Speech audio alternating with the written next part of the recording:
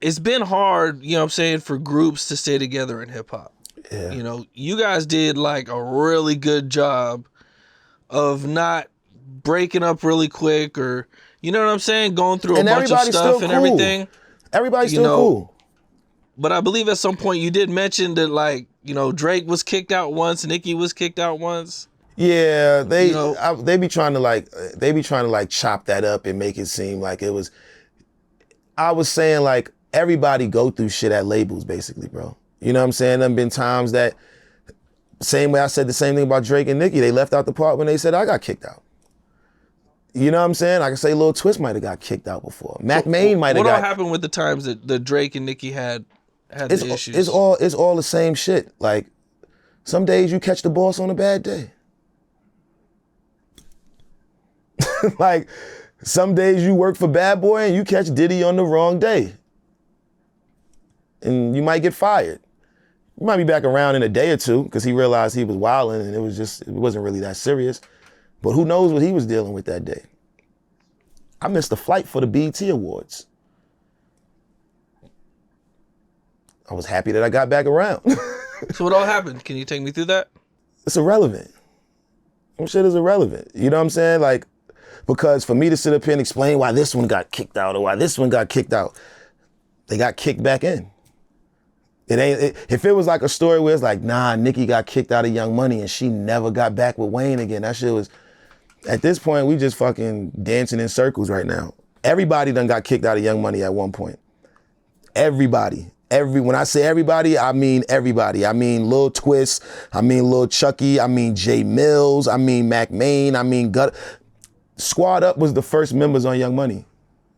You didn't ever ask me what happened to Squad Up? All the members? You never asked me that. But they was the first members of Young Money. They never made it back around. You know what I'm saying? So when I tell you everybody has gotten kicked out of Young Money, I'm not trying to go away from the Nicki and Drake shit, but I feel like if I sit up here and tell you about why Nicki and Drake got kicked out of Young Money, I already told you why I got kicked out of Young Money. We might as well go to Lil Twist and Gutter Gutter and Kid and let's talk about why Currency not in Young Money no more. Everybody done got kicked out of Young Money, man. And if you know Lil Wayne, some days you catch Lil Wayne on the wrong day. But I always tell people, some days you might catch Diddy on the wrong day. You might catch Jay-Z on the wrong day. You might catch 50 Cent on the wrong day. Nigga Tony Yayo said 50 canceled the Reebok deal because they wasn't wearing the G-Unit sneakers.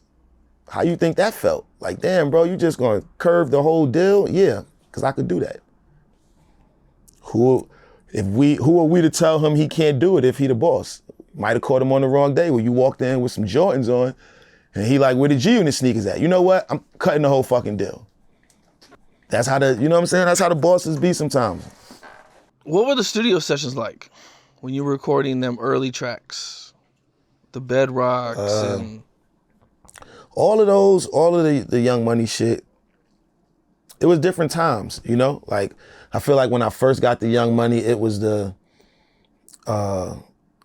Wayne probably it was one session.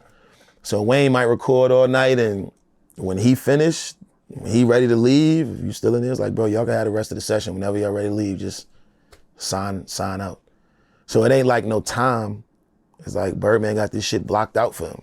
But when he ready to leave, it's like, Millz, you ain't ready to leave yet? Gutter, y'all feel like putting a verse on that shit? Like, all right, so y'all put verses on that shit and send it to me or come by the crib. He used to do shit like leave at 5 a.m, be like, y'all ready to leave or y'all want to stay? Nah, we gonna stay and work on some shit. I bet, work on that, and then I'm gonna have the chef make some breakfast and y'all come by the crib when y'all leave here. And we would leave the studio like 8:30, 9 in the morning and go to his crib and eat breakfast at the long table. Right after. Now we just left the studio. You know what I'm saying? But I'm trying to like paint the picture for you, because at one time it's that, and then at one time it's I got a room, Gutter got a room, he got a room.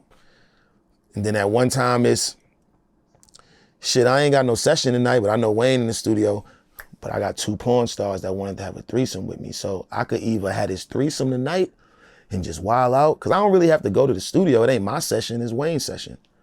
Or I could curve them 2 porn stars and I could go to this studio session with Wayne, because I don't know who gonna come through tonight. I don't know what he gonna work on or what it's gonna end up on.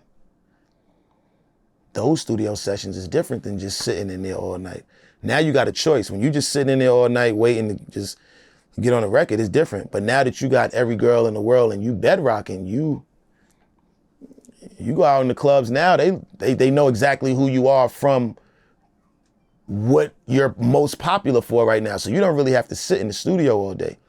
But the fact that you are in the studio and you grinding it out, it's the same way Wayne don't got to sit in the studio, but he there. So that's what I mean is you just pick up on shit. You learn how to move like a machine, whether it's got something to do with music or not. Like, so all of them sessions, it turned into shit. What was like your most memorable situation? My most memorable session, I'd probably say Bedrock. Not because like that was the biggest record that we all did, like collectively, but because it was so much behind the shit. Like Bedrock, originally Omarion was on Bedrock. So that's around the time Omarion was, a shout out to Omarion. That's around the time he was trying to work out his situation with Young Money. And what's weird is Nicki wasn't on Bedrock neither. I think it was me, Gutta, probably me, Gutta. Wait, I think it was me, Gutta, Tyga, and wait. I think she was on Bedrock. It was the other one. Nah. Every Girl in the World. Nah, she wasn't on Every Girl in the World at all. Right. And shout out to Nicki, because Nicki bullied her way on Bedrock. She wasn't on the original Bedrock. Was like Wayne, Gutta. I think Drake was on it. I don't know for sure, but it might have been Wayne, Gutta, Tyga, and me. Or Wayne, Gutta, Drake, Tyga, and me. It was something like that.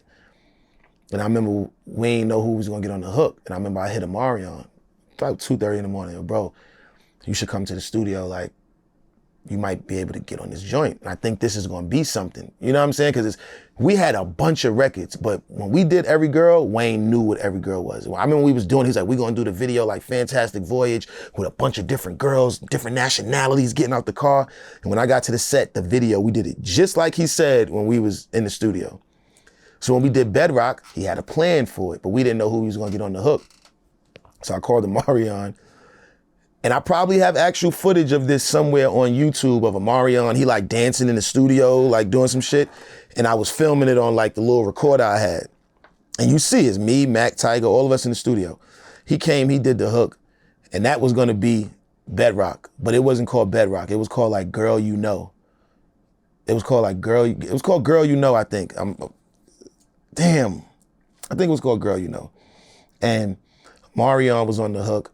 And then I think when that deal didn't happen with Omarion and Young Money, I think that's when they started like trying to get different people on it. Because a few different people did the hook.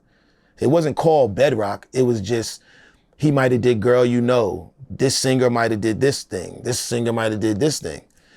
And when Lloyd did the ooh, baby, when he did all of that, it was just super catchy. It was so catchy, we all was like, damn, that shit was catchy. And that's how that came. And then I remember Nicki thing was like, y'all not about to put, Nicki thing was, y'all not about to put another single out without me on it. Like, I remember that being her exact energy. Like, she flew to Miami for a few days. Like, nah, I'm coming to the studio. Like, nope. Cause Every Girl was like some quick shit. It was like, but I don't think Nicki would have wanted to be on I Just Want to Fuck Every Girl in the World. Or she's so creative, she might have spun that shit. She might have been able to spin it and kill that shit. But with Bedrock, she was like, nah, y'all not putting out another single that's possibly gonna be for the album without me on it. Like, nah. She definitely like, she bullied all of us. Like, I'm getting on this. And when she got on it, it made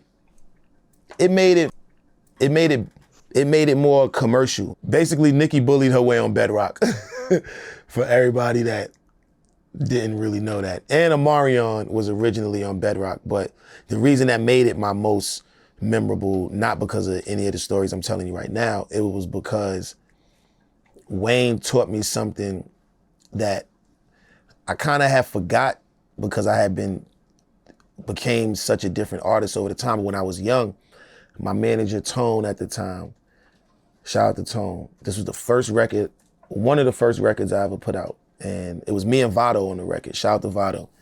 And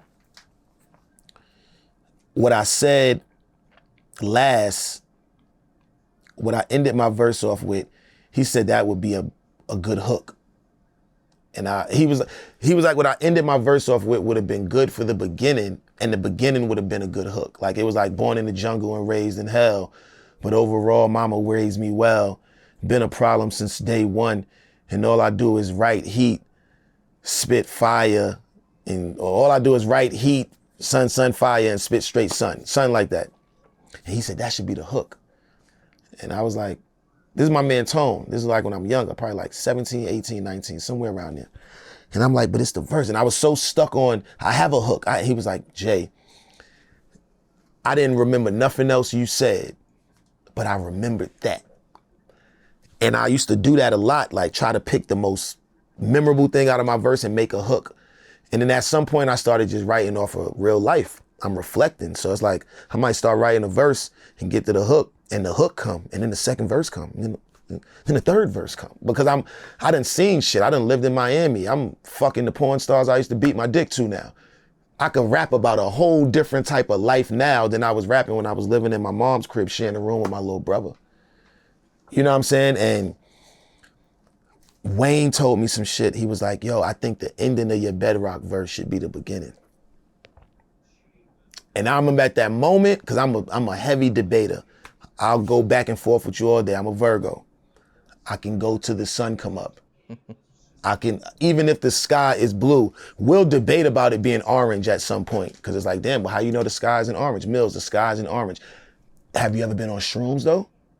All right then, so the sky can be orange. All right then, so technically I'm right. I'm one of them people. I could not argue with Wayne this night. He said, Millz, I think the ending, like when you said, look at how she walk. She know she bad. I think that should be the other part. And I'm like, so you want me to reverse? I only got 8 bars, bro. You want me to reverse the 4 and the 4?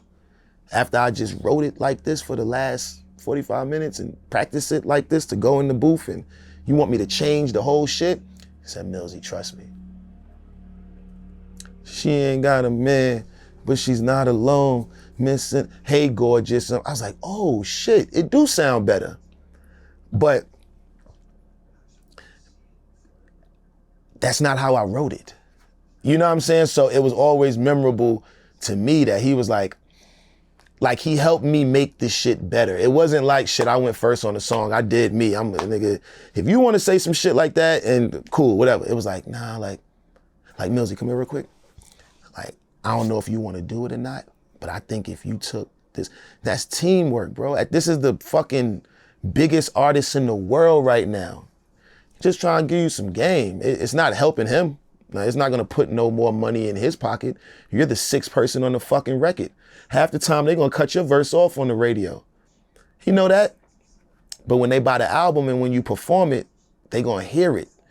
I want that shit to be just as amazing as my shit would be.